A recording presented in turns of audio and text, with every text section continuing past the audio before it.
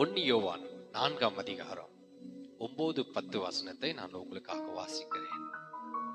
தம்முடைய ஒரே பேரான குமாரனாலே நாம் பிழைக்கும்படிக்கு தேவன் அவரை இவ்வுலகத்திலே அனுப்பினதனால் தேவன் நம்மேல் வைத்த அன்பு வெளிப்பட்டது.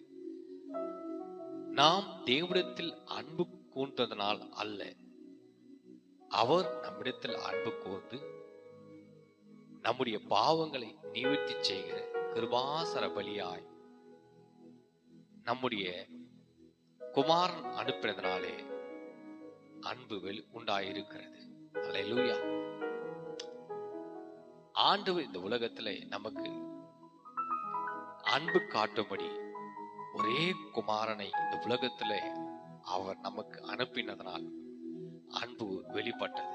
அந்த அன்பு எப்படி வெளிப்பட்டதா? இயேசு சிலுவையிலே நமக்காக செய்த ஒரு தியாகம். அவர் நம்ம மேல அன்பு கூர்ந்தார். அல்லேலூயா.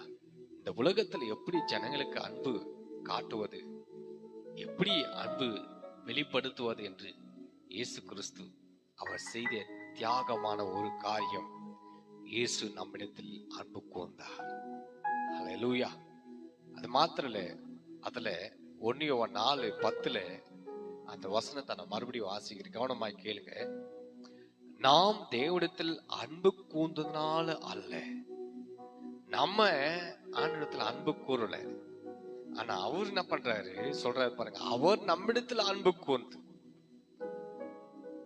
நம்முடைய பாவங்களை நிவர்த்தி செய்கிற கிருபாசர பலியாக நம்முடைய குமாரனையே அனுப்புவதனாலே அன்பு உண்டாயிருக்கிறது. மனுஷனுடைய அன்பு எல்லாம் மாயற்றது. மாயை எல்லாமே மாயை. அல்லேலூயா. நம்ம அன்பு ஒண்ணுமே கிடையாது. ஆனா இயேசு நம்ம மேல அன்பு வைத்ததுனால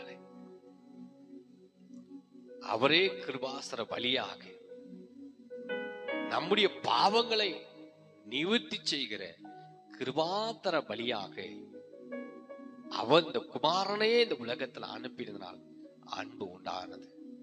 அப்ப இயேசு கிறிஸ்து இந்த உலகத்துல வந்து நம்முடைய எல்லா பாவங்களையும் அநியாயங்களையும் இயேசு நீக்கும்படி இயேசு கிருபாசர பலியாக இந்த உலகத்தில் அவர் வந்து சிலுவையிலே அவர் அன்பு கோர்த்தார்.